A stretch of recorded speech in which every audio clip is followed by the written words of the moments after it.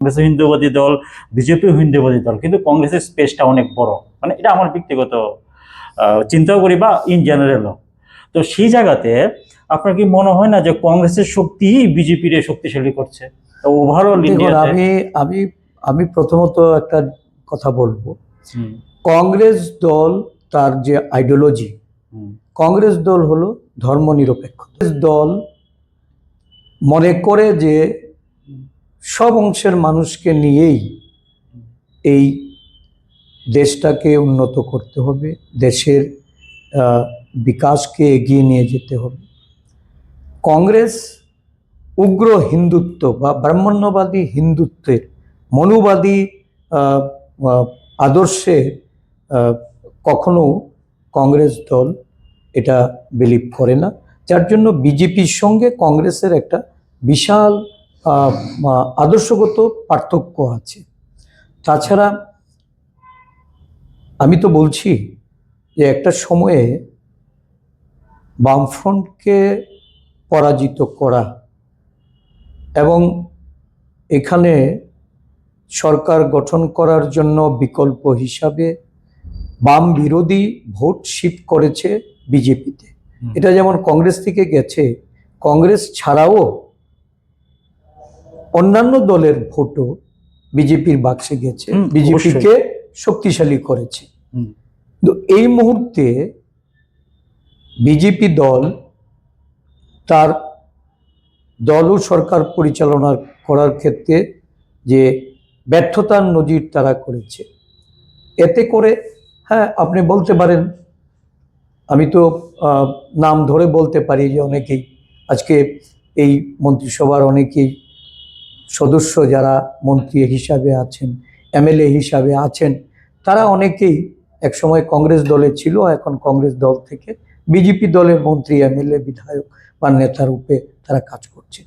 কিন্তু তৃণমূল স্তরে একটা ব্যাপক ইরোশন হয়েছে এবং সেখানে কংগ্রেস দল তার যে পুরনো শেকড়, তার যে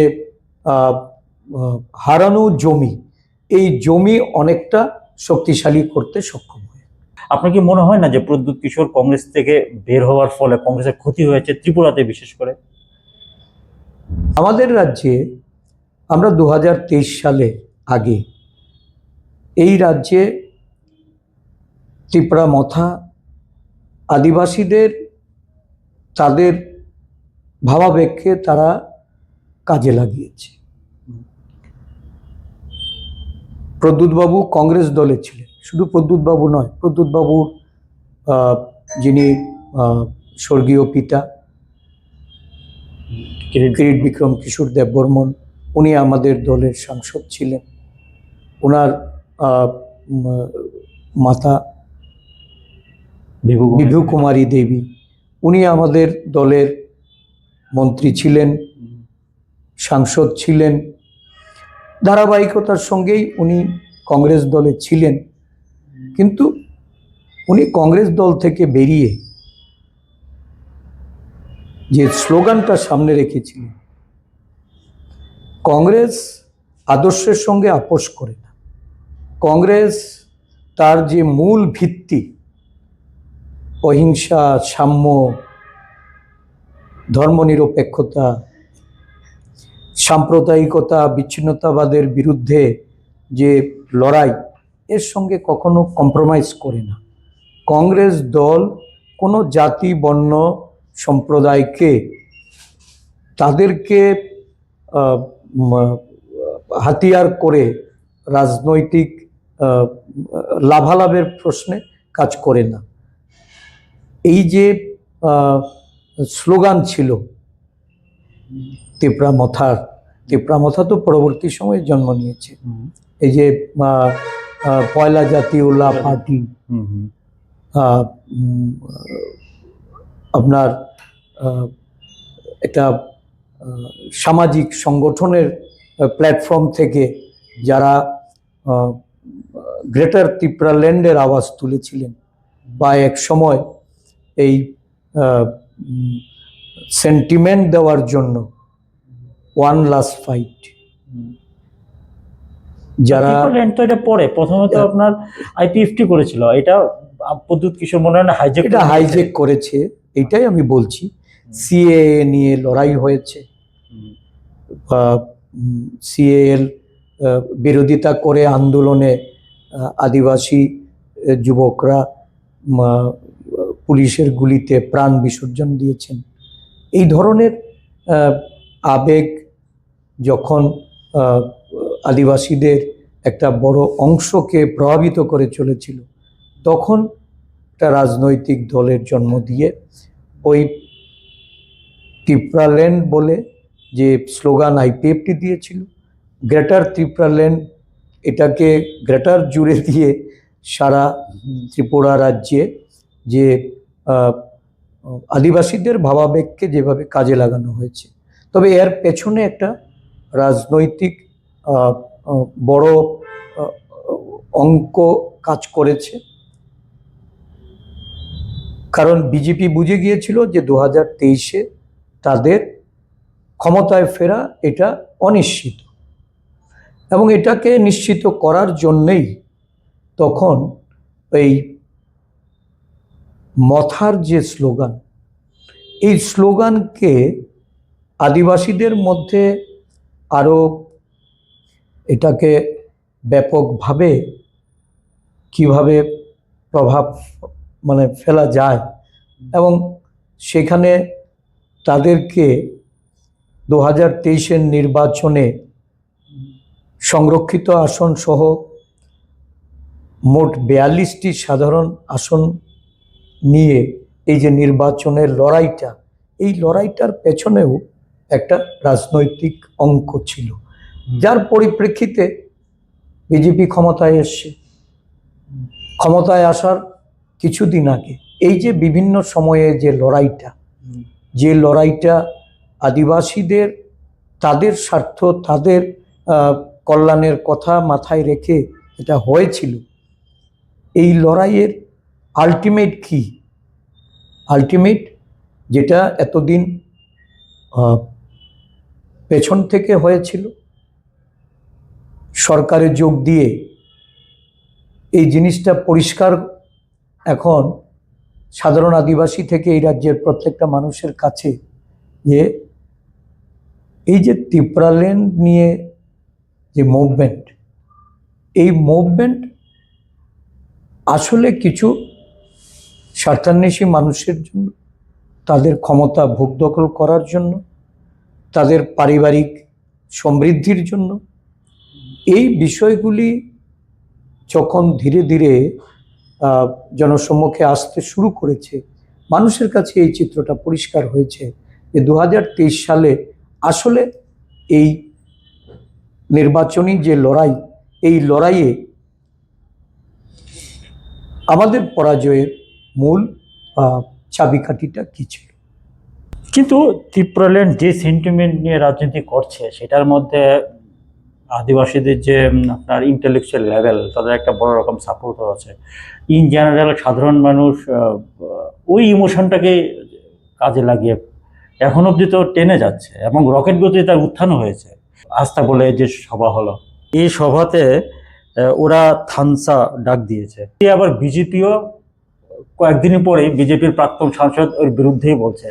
আর মাঝে মধ্যে মনে হয় তীব্র মথা আর বিজেপি কি অপরের প্রতিপক্ষ, না একসঙ্গে সংসার করছে? এই বিষয়টা আপনি কিভাবে দেখেন? না দেখেন, রাজনীতির অঙ্ক কষা নানাভাবে হয়।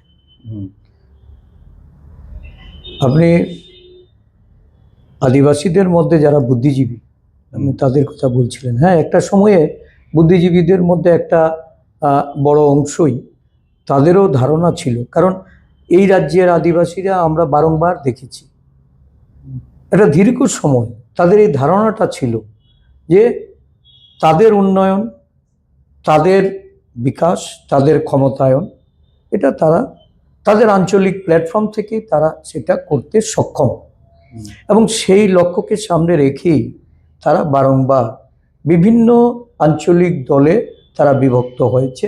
সেখান থেকে তারা তাদের দাবি দাওয়া এগুলি আদায় করার জন্য তারা এই প্রচেষ্টা নিয়েছে। কিন্তু আজকে এই সময়ে বুদ্ধিজীবীদের একটা বড় অংশ তারা তাদের এই ধারণাটা পাল্টেছে। আমরা গত 2 বছরে আদিবাসী বুদ্ধিজীবীদের একটা বড় অংশকে আমাদের দলে সামিল করতে সক্ষম হয়েছি এবং তারা বিভিন্ন সময়ে বিভিন্ন প্রশাসনিক দায় দায়িত্বে তারা ছিলেন এবং তারা মথার প্রতি তাদের সমর্থন ছিল। এদের মধ্যে এই পরিবর্তনটা পরিলক্ষিত হচ্ছে এবং তারাই এখন এটা এই স্লোগানটা তুলতে শুরু করেছেন যে এই রাজ্যেরই বলুন, সারা দেশেই বলুন।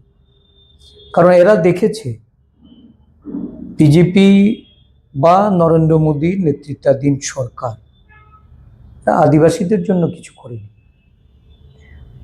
আদিবাসীদের যেখানে উন্নয়নের কথা তারা বিজ্ঞাপনে প্রচার করছেন, বিভিন্ন সংবাদ মাধ্যমে তারা এটা বলছেন, বাস্তবে কি? বাস্তবে আদিবাসীদের তাদের মূল যে দাবি, তাদের বাসস্থান, জল, জমি, জঙ্গল, এর যে অধিকার, এই অধিকারেই তো আজকাল খর্ব হয়ে যাচ্ছে। শিক্ষিত আদিবাসী বেকার যুবক যুবতীদের তাদের কর্মসংস্থান তারা যেমন একদিক থেকে তাদের এটা বন্ধ হয়ে আছে, সংরক্ষণ থাকা সত্ত্বেও আজকে নিয়োগ নেই, ব্যাকলগ দিন দিন বাড়ছে, পদের অবলুপ্তি হচ্ছে এবং সেখানে দেশের সরকার, রাজ্যের সরকার তারা প্রকৃত অর্থেই তো আদিবাসীদের জমি কেড়ে নিতে চাইছে। এই যে ভারতবর্ষের বিভিন্ন রাজ্যে রাজ্যে কর্পোরেটদের তাদের জমি দিয়ে দেওয়া হচ্ছে, খনি দিয়ে দেওয়া হচ্ছে, গাছ কেটে জঙ্গল সাফ করে দেওয়া হচ্ছে। যে অধিকার শর্ত দিয়েই সরকারে তারা আসীন হয়েছে, এটা তো কেড়ে নেওয়া হচ্ছে। আমাদের রাজ্যেও কি?